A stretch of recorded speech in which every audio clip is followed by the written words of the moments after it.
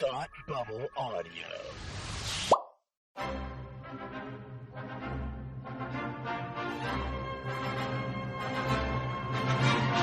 Look, up in the sky. You will never find the more wretched hive of scum and villainy. Welcome to Beer with Geeks with Tim and Frank. Who are you? I'm Batman. I am Iron Man. Your friendly neighborhood Spider-Man. Hi, Christopher. I'm Nero. My name is Inigo Montoya. You're a wizard, Harry. A couple of guys with a couple of beers and a whole lot of pop culture nostalgia. Make it so, number one. Ladies and gentlemen, the Beatles. Named the dog Indiana. Life finds a way. I am serious. And don't call me Shirley. Now sit back and crack open a cold one, because it's time for Beer with Geeks. It comes in paints. Shaken, not stirred. Great Scott! I was way off. I knew it started with an S, though. Hi, and welcome to Beer with Geeks, where two geeks geek out with beer. I'm Tim, and with me, as always, is my number one, Frank Ramblings. How are you today? Hey, I'm doing pretty well, buddy. How are you? I mean, Captain. You can refer to me as hey, buddy. We're a comfortable kind of ship. The captain gives hugs. It's fine. Yeah. Oh yeah, yeah. Like sure. he makes dinner and gives hugs. Like we're all good here. That's the kind of ship we are. I mean, I give hugs, I guess, if I'm the captain in this scenario. Sure. Anywho, how are you today? I'm doing well. It's good to see your face. It's good to see your face too, Frank. And it's good to see all the faces of all the people listening to this right now. That's right. We can see all of you. I can see you. Jonathan, turn around. No, I don't know. I don't know who that is. Nice. I hope one person is named Jonathan and got a kick out of that. That's all I hope for. Oh, man.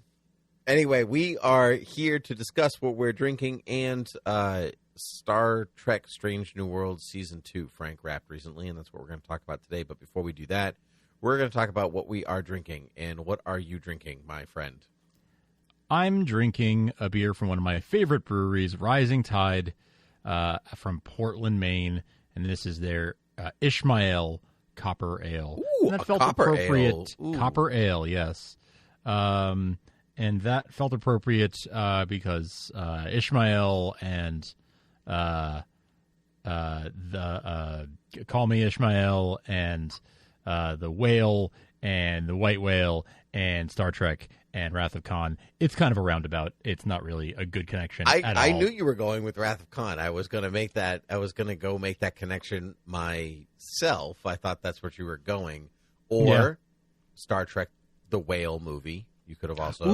Yeah. So there's a couple. There's a couple of whale tales. There's a couple of whale tales in there. Whale tales. Yeah. Well, Whale's Tale is a pale ale. That's true. Made by Cisco. Cisco. Yeah. Cisco.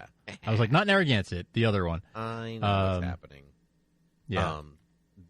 So that's a whole other one.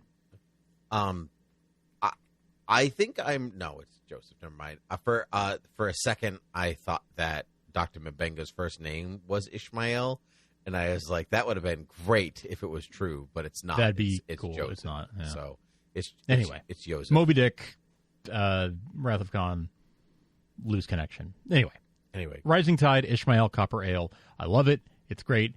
It's technically, I think, an amber ale, but they call it copper. I was going to say, what is a copper ale? Yeah, it's not a thing. But it is their version of an amber ale. They saw the color wasn't quite right, and so they were like, amber, it is more copper. Yeah, it is more copper than amber. Yeah, that sounds good. I got to save an amber ale for whenever we talk about the Jurassic Park 30th anniversary release. Yes. What a good idea. Amber. What a good idea. There It's actually you go. also, I think it's Narragansett Brewery puts out a fossil fuel IPA. Nice. And it's, obviously dinosaur fossils on the front. And so you could also drink that. Like either one would be. Love that. Either one would be appropriate for that conversation that we should definitely do. What a good idea, Frank. That just occurred to me. Yeah. Yeah. Anyway, look to the future. Anyway, Frank, I'm drinking Jameson orange whiskey. Because I quite literally grabbed the closest thing to me for this episode because I rushed in a panic. And you know what they say? Keep your friends close and your orange whiskey closer. And interesting you say that because I'm drinking this orange whiskey out of a friend's mug. You are. Because it was literally the closest thing to me. It was the only clean. vessel you had. Hey, you know what? This is a safe place to geek out and drink your whiskey. So I wish that Jameson, with no offense to the Irish, but I wish it was a Scottish product, because then I would be able to more closely relate it to Star Trek Season 2. Oh, yes. So I was yes. I was getting there, but I just couldn't make it work. And so anyway, Frank, we're here to talk about the second season of Star Trek Strange New Worlds Season 2. I have a very important question for you. Do they go to enough Strange New Worlds in Strange New Worlds? Probably not in strict terms, but I don't care. Yeah, right? Yeah, I feel like most of it is like, this is a world we know and recognize with aliens we already know. Right. But it's cool because that's like, they're not doing a 5-year mission out in space. They're doing regular Enterprise stuff or regular Starfleet stuff. I mean, it's very character driven, right? So, like, that's really what I care about. I care about the characters and I care about the stories. And the locales are a nice to have. Mm-hmm. And the title would suggest that they're going to lots of Strange New Worlds, but they're not really. It's more about the adventures of the crew. Right. It's a great title, but we're not. Right.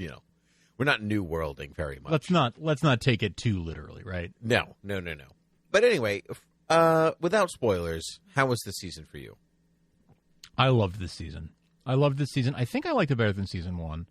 I think it, not needing to set up the characters and having that familiarity, it was really fun and was able to like explore new relationships with some of the characters and able to put different characters together in different pairings than we saw in season 1. So it's this fun. It's still in a very fun phase of like, it's found its footing more or less, but now it's getting to play around in the sandbox, and that's really a cool place for a show to be. I think you purposely, or they're very purposely putting people together that they haven't worked together before too, and I like that, and I do very much enjoy that every character has a log, and like this is Noonien Singh's, it's not all Captain's log. It's across the board. Right. Yeah. This is Spock's log, Una's log, or Uhura's log, and I like that just because it's giving me more of the crew instead of just feeling it like it's the captain's show and everybody else is there. Yeah. That's right. I would almost arguably not fair to say about almost any Star Trek, right? Even though, like, say, original Star Trek, it is all captain's logs, like, for the most part. But, the crew, like, obviously the crew have their own personalities and whatever, but it is really Kirk that is the driving force of that show because it's mostly his logs. And then, I say Next Generation, not so much, only in that like the captain's logs are like, here's your recap of what like here's your recap of what was happening, audience members. These logs are more like, here are the themes of this week's episode. Yeah, like they're kind of doing it this way. They're using them differently, and I like that very much. I think it's cool. Yeah, I like this season. I don't know if I liked it more or less than last season. I think there were more fun episodes, like the Laugh Riotous type episodes in this season, which I think those always end up being my favorite episodes of Star Trek across anything, because like it's almost like a given that there's going to be drama or tension. So like when it's like, and now a musical. That's far more fun for me.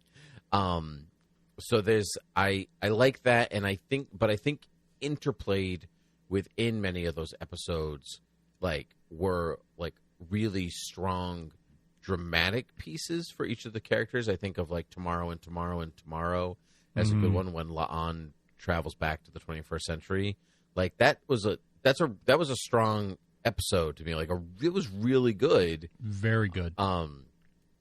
And I liked the not necessarily going back and forth, because the first couple of episodes of the show are more on the more serious side, and it almost like lightens up after episode 4. Yes, when we get to Spock being human. Yes, for 50 minutes, which was just extraordinary. But anyway, was a treat. Anyway, so let's talk spoilers, so we can just talk around all of these things. Let's do it. Let's start with Spock being human in that episode. Easily one of the best Star Trek episodes out there, right? Yes. 100%. Absolutely. It was great. Just the performances, the story, the insight into Vulcan culture. Like, there was just like a lot happening that I really appreciated. Yeah. Ethan Peck does so much. Like, he does so much as Spock. He could do less and still be great. Mm-hmm. Yeah. He's really in it to win it, and I appreciate that, because not that I didn't... I liked him when we saw him first in Discovery, but obviously that he was in like in a kind of a different place and whatever else. So as he grows more toward the Spock that we recognize, like, I also grow in like severe fondness for him. Yeah, as we see, because I'd say he's not doing Nimoy. Like, he's not doing Spock. He just is being Spock, which I really appreciate. Like, that's hard. It's really hard. Yeah. Yeah. And like he's in a different boat than Zachary Quinto, right? Because Quinto at least was in a different universe and interacted with himself, technically, with Leonard Nimoy. So, Peck has to eventually become Nimoy. Yeah. It's a different assignment, right? And a difficult one. He's grown on me a lot. I wasn't extremely crazy about his first appearance on Discovery, but I think that a lot of that was probably just me being like needing time to adjust to someone else playing someone else playing Spock. Mm-hmm. But he's really grown on me, and I really, really appreciate him now. And he's had time to, step into the role and really make it his own. I think that giving him more of a character outside of just like, I'm the wise one, mm-hmm. Which obviously, Leonard Nimoy did very well, but that was kind of like the main thrust of his personhood and character. And so I like this Spock that like gets annoyed at Lieutenant Kirk for leaving crumbs like during a meeting. Like I love OCD Spock. How great was that? Mm-hmm. Because also Sam Kirk is annoying. Like, Sam Kirk is, I find both of the Kirks kind of annoying personalities. But even Sam like Kirk, original Kirk, or just this Kirk? Or just both of the Kirk brothers in this show. Okay, I find are annoying in their own way. But Sam, I find particularly rubs me the wrong way. I don't know why. I'm sorry. And so I laughed extra hard at that because I was like, yeah, he is annoying. I mean, he's supposed to be, though, right? Like, it's not totally. He totally is. He totally is. Yeah. Because I think that's like by the time you get to the last episode, the Hamegony one, like, he's like, when he's like, I chickened out the last time we went against the Gorn, I'm not going to do that again. Like, he's actually like coming into his own. And when he said that, I was we're in spoiler territory, right? Yes. Yeah. I was so convinced that he was going to die. And I was so convinced when he said that he was going to die. I see. Yeah. And it is a to be continued, so I might still be right. but I mean, this is the same timeline. So is Sam's alive by the time that we get to original series, isn't he? I don't know. I honestly don't know. I'm going to use my one lookup. I don't know if Sam Kirk ever. I thought he was a new character for this show, so I don't know that he. I didn't think so. I'm pretty sure that he's mentioned in the original show. All right, I very much could be wrong. Be quite wrong, but all I'm right. pretty using sure. my one lookup. You are correct. Yes. Here is a picture of him from what appears to be the. Oh my God, he was played by William Shatner. What? Yeah, it's Shatner with a mustache. Oh my gosh! You send that to me. I need to. Oh my gosh, yes. Okay, so yeah, I'm wrong about that. I just didn't. I haven't seen this episode of the original series. There's very few that I haven't seen. There's a handful I haven't seen, and they're kind of spotted throughout the 3 seasons. So I don't know which ones are the ones I haven't seen. You know, it's kind of hard to. Oh gosh, that's funny. Heavens to Betsy, my goodness. But he is supposed to be annoying, right? You know, like that's like when, I want to say, one of the episodes with Kirk. It might be, I think it's Lost in Translation, actually, the one where he's actually on the ship, right, shadowing, you know, Pike and everything. Yep. And Sam comes up to him and he's like, you know, I'm sorry for this, and James just doesn't give him a reaction, and Sam's like, okay, fine, whatever. Like, it just like goes away. Like, it's great. It's just, I loved it. It's very good. Wow, that is Shatner with a mustache. It's Shatner with a mustache. And like gray on his temples. That's all that yes. is. All right, then. Yeah. Choices. Anyway, I thought for sure he was going to die a hero's death there in Hegemony. But maybe I was wrong. Or maybe that will happen in 301. Who knows? We'll maybe. I'm not sure of the context of that picture that you sent me, but it actually just looks like he's dead. So maybe... yeah, it does look like that from the context. Yeah, so maybe it's a remembrance. I don't know. I'll ask my father-in-law. He'll actually know. He's my original series encyclopedia. Yeah. So I'll ask him. The only thing I actually talking about, like, whether Sam dies or doesn't die or whatever, like, knowing that most of the characters are safe does take some of the tension away from all these things. Like they did that. Sure. Is Nurse Chapel alive? Is she not alive? I'm like, I know she's alive. She's exactly. on the original Enterprise. She has this thing, like, she and Spock had this will they, won't they thing for 3 seasons. Like, sort of. You know, it's like 4 episodes, but, you know, out of 3 seasons. But still, sure, they do. And so, like, some of that, like, so, like, in the fight with the Gorn at the end, which was awesome, the 0G fight was amazing. There's no dramatic tension because I know, obviously, that Spock is okay. Never mind Nurse Chapel. I know Spock's going to live. Exactly. So I could pinpoint exactly when he dies. When that moment, right, exactly. Yeah. It's when that moment happened, when that zero gravity fight happened, I was like, "Oh, this is the big. Okay, here we go. This is the big action set piece for this episode. Like, this is what this episode has been leading up to, right?"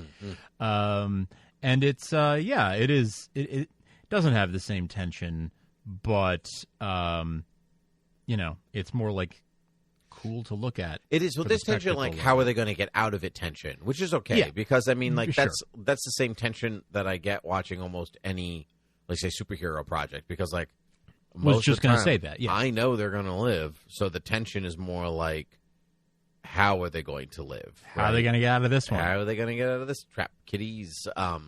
So, and they did it in a cool freaking way. Yeah, it's good stuff. Episodes. Okay, so to go back to actually the Kirk before anything, how does the La'an Kirk romance work for you? You know, I on paper don't think it would have worked, but in practice it actually does kind of work. They have great chemistry. They have great chemistry, and I mean, you know, it's obviously more on her side than on his, and she really sold it. She really, really sold it. And when they brought that back, when Kirk came back to the Enterprise later in the season, and she was debating whether or not to talk to him about it and all of this stuff, like, it was very affecting. It was really well done, and she really, really sold it. And like I said, on paper, I don't think I would have really bought it, but watching it, I absolutely bought it. Yeah, I agree. I really like it, and I really like. I didn't care for his Kirk when we met him last season, but I know, like, alternate timeline, fine. And I didn't super care for his Kirk in Tomorrow and Tomorrow and Tomorrow. Again, alternate timeline. Like, he grew on me, but I was like, it was like getting there. So by the time he's like real Kirk, I guess, by the time we get to Lost in Translation, I think that was the next one that he showed up. I'm digging it. He's good.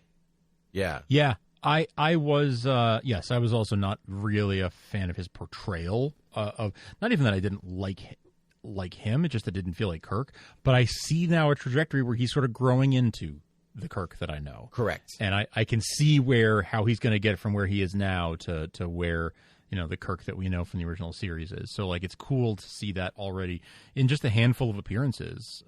He's already sort of progressed towards that version of Kirk. Yeah, and I think it's important for all of them, just like Peck, to like still to not be doing a thing, right? They're like being who the character is supposed to be in this moment, not like thinking, how would William Shatner play this character in this moment, and I will try to emulate that.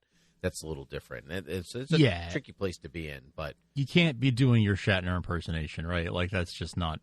You need to.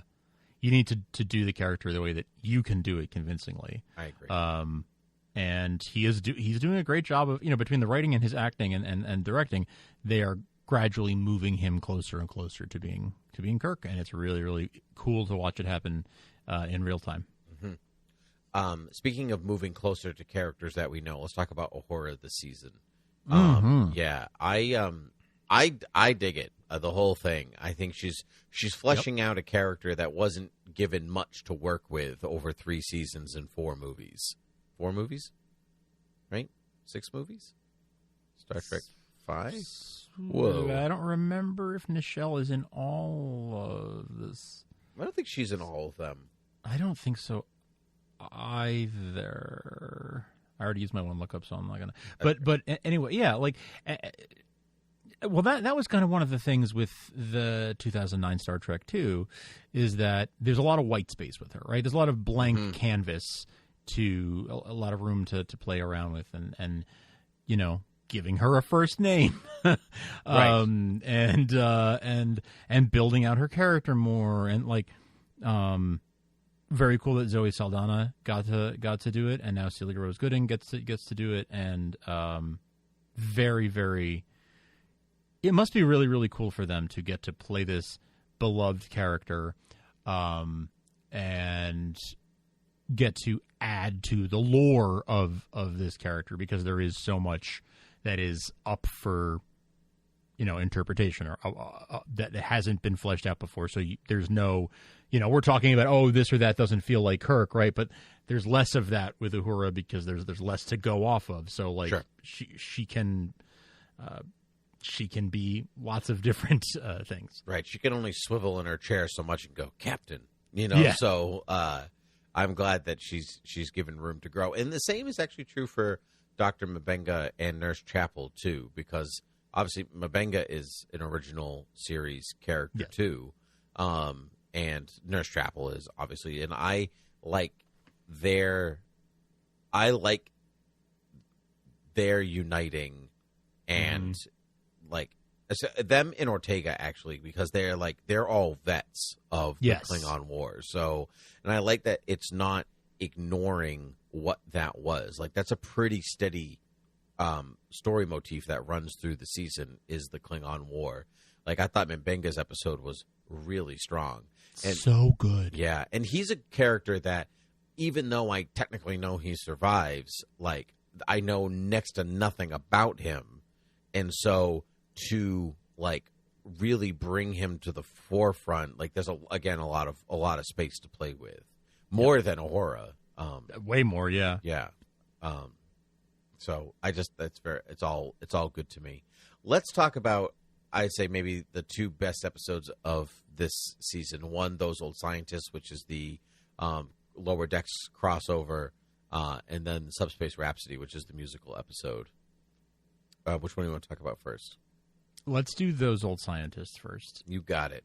So that had no right to be that good. No, it really didn't. No. And I love both shows. Yep. I love both of them, but like, it was a tall order to cross over these shows. Yep. Not easy to do. Just even the simple fact of like having an animated sequence in this live action show, like things like that could take you out of it or feel off or whatever, like really, really worked. And the fact that the voice actors are like age appropriate to play their characters in live action and all of like, just perfect. So many things lined up really beautifully. And it was a great, fun episode, a great story, and a ton of fun to watch. I agree. To your point about like their age appropriateness and even like what they look like is close. But I think that the tallest order is that Lower Decks is spastic, right? It is. Yeah. It is. It is a completely different tone from Strange New Worlds. Never mind it being animation. It's just a totally different type of show. It's an animated comedy, a canon animated comedy in the Star Trek universe. That's really hard to be like, okay, and now these characters will just fit into the tone of our show. There's like a lot of gumbiness going on here. That's right? a great, yeah. I mean, it's like, Lower Decks is kind of the Lego Star Wars to Star Trek. Like, it's kind of self-parody, while also being, new stories. Like, yeah, it's like self-loving parody. Yeah. Right? But that's what that's what the Scientist did, though, right? It, like, gave you that love because Boimler loves, Star Trek, which is, I think, one of the strengths of the entire show of Lower Decks is that, like, he's the biggest fan of Star Trek. Yes. Yeah. And truthfully, I thought one of the best parts of the episode, apart from them, was the mystery of number one of Una, because she's a new character and we don't know much about her, really. Right? She's a new character? No, she was in. She was in the original pilot because she was only in that one episode. But yeah, okay. So but again, a blank canvas, and so basically, and so for them to play on the audience's expectation of like, oh well, she's genetically altered, and we just went through this whole trial thing, and then for Boimler to like run away from her, for then to that just like Boimler down to he has her poster. It's just amazing, but not like a pinup poster, like like recruitment poster. A recruitment poster, like all of that just really, really worked for me across the board. It was just, it's an episode I will go back and watch again, which is not something I like almost ever say about any TV show, to like go back and pull out a singular episode to watch, but I will do that for this one. Yes. Yeah. There's another one that I would do that with as well from this season. And I do believe that is Subspace Rhapsody, if I'm not mistaken. Yeah. Pretty solid. I liked the way the music was introduced, and I liked everybody's reaction. I liked how they had to get rid of it. Like, they had to, like, part of the fun Star Trek episodes is when they just, like, have to give in to the wackiness, even though they don't want to. Like that episode, there's an episode of TNG where they, like, get stuck in the holodeck, and they're like, we have to play through this 50s noir. Yes. Because that's the only way we're going to come out on the other side, and they all just have fun with it. That was basically this, and I loved that because it's a talented group, it's a talented cast, for sure. Yeah, for sure. It was. I didn't get a chance to watch like the Ready Room or anything this season. I wasn't really doing much, reading about it, so I didn't know this episode was coming. You didn't know there was a musical episode coming? I did not know there was a musical episode. That's so it was such a delight when there was suddenly music, and I was like, "Is this a musical episode?" It was such a great reveal for me, and I'm so glad that I didn't know that, because it just made it that much more fun to watch. I did know, but only in like the barest of like I saw like a thing where like, oh, we've never done a musical episode of Star Trek before. We'll wonder how it goes. Like, and that was all I saw of it. I didn't know any of the songs or how or why or how it was going to go, and I loved it. And I also really liked that Kirk was a part of it. Like, to me, that was important because like I think a small part of it for like in canon, Kirk's like, I can get on board with the Starship Enterprise. If these are the like, I dig this kind of life, just being in a musical. And what I particularly liked is that every character like got into it or didn't get into it based on like who they are. It wasn't like, oh, they're just singing and we're fine with it now. Like like characters, like if everyone felt authentic to like who they were, like was it Una is a fan of Gilbert and Sullivan? Was that it? Yeah. Which Data is too. Yes, I thought that, right? Because there's the HMS Pinafore thing in one of the Star Trek movies. I think it's Insurrection, right? I think it's Insurrection, yeah. They have to sing the Pinafore to like calm them down or whatever. It's good stuff. But that's what I like. That's like a in the know Star Trek thing. Yeah. Like, it's not just music; it's Gilbert and Sullivan in this moment. Yes. Yeah. I loved it. I thought that was really great. Somebody we haven't actually talked about yet. We have not discussed the newest engineer to the Enterprise, nor have we talked about the newest original cast member. To come in. So first, let's talk about the newest member, Carol Kane, who plays Pelia. What'd you think? Good, bad, indifferent? I love Carol Kane. She kind of always plays the same character.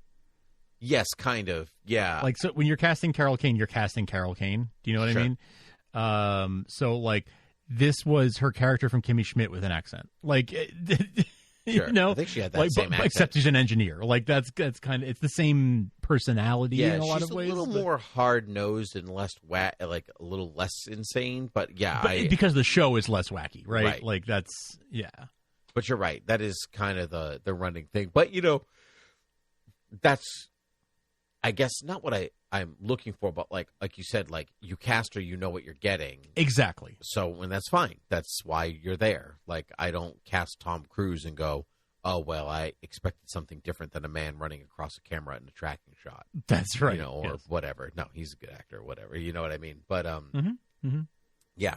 So I agree. But we're also introduced to Montgomery Scott in the last episode. What do you think?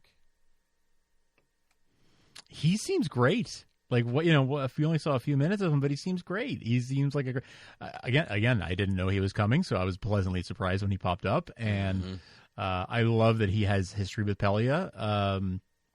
That seems like it's going to be a fun dynamic, assuming that they both get to stick around and work together for a while, which I hope they do. So, I think he seems super fun. I think this show is already so funny, and Scotty brings so much comic relief that to this show that is already super funny. I think he's going to be great, assuming he sticks around, right? Like maybe he doesn't join the crew of the Enterprise just yet. Maybe this is a visit, and we'll see him again later or something. But I would love him to stick around, and I think he's great. He seems like great casting. Yeah, I agree. This feels like something that he is going to stick around. Like, that Kirk can't stick around because we've got to fulfill Pike first. So I know that Pike's going to be around. Where's Kirk going to be? And maybe Una's going away for a little bit, but that's like, sure. I feel like he's not going to be the first officer and then become captain. Like it's like a captain for captain thing. And so, but I don't know. Either way, I'm glad we're getting a season 3. I love this show. I make sure to watch it every week instead of like, oh, I'll just get to it. And that's high praise for a show, because I can't say that about many things. Yeah. No, it's one of my absolute look forward to shows every week. And I adore it. I love it. It's my favorite Star Trek show in years and years. I can't say enough great things about it. I love it. Same, my friend. You know what else I love? When you tell the people where they can find us if they want to find us places. Oh, well, then you're in for a treat, because folks can find us at beerwithgeeks.com. find all of our back episodes, all of our old Star Trek episodes, and more.